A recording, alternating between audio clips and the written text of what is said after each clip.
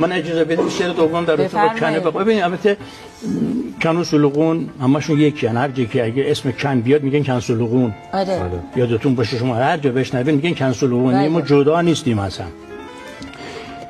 کن شمال ملک ایران واقع است، در شمال غرب تهران واقع است.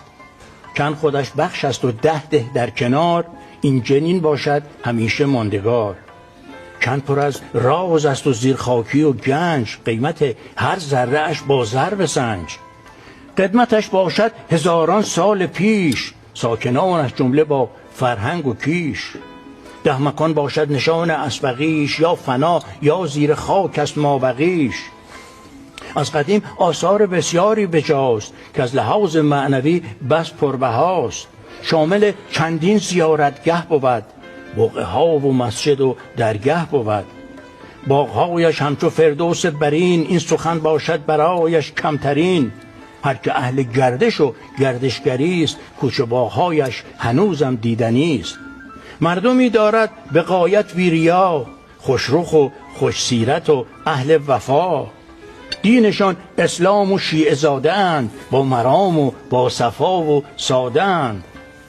شهره در مهمان نوازی گشتند، اندر این ره هستی خود داده اند. میوه هایش توت و شاتوت و انار، جوز و خرمالوی خوش رنگ و نگار. فصل خرمالو که از ره میرسد، نوبت احسنت و به به میرسد. رنگ نارنجی میان شاخه ها، میدهد بر باغ و بستان ها صفا. هم در آن انجیر و دار زردالو، هم بود گیلاس و روید آلبالو. میوه های دیگرش اندک بود، شامل ازگیل و سیب قندک بود. بعد از آن انگور و گوجه سبز و به، از قدیم کم بوده در باغات ده. 5 محله دارد این شهر قشنگ، این 10 تا شد. 5 محله دارد این شهر قشنگ، بین آنان کی نشیند حرف جنگ. هر محل با دیگری در سازش است، بینشان یک رنگی و آرامش است. یک محل نامش بود سر آسیاب، زان که آنجا بوده در سر آسیاب. یک محل چون بوده جای محکمه، نام دارغازی برایش آمده. چون میانده بین ده دارد قرار، نام آن گردیده مونده از قرار. چون که زیر خانه ها بالون بودی، زین جهت نام محل بالون شدی. من شنیدم از قدیما اسمالون، بوده نام یک محل بیچند و چون. بیگمان شخصی ز اسماعیلیان، بوده آنجا ساکن و از اهل آن. من نمیگویم یقینا، محتمل می نشیند نام او بر این محل. این چنین از قصه این 5 محل، نیست منظور بدی در هر مثل.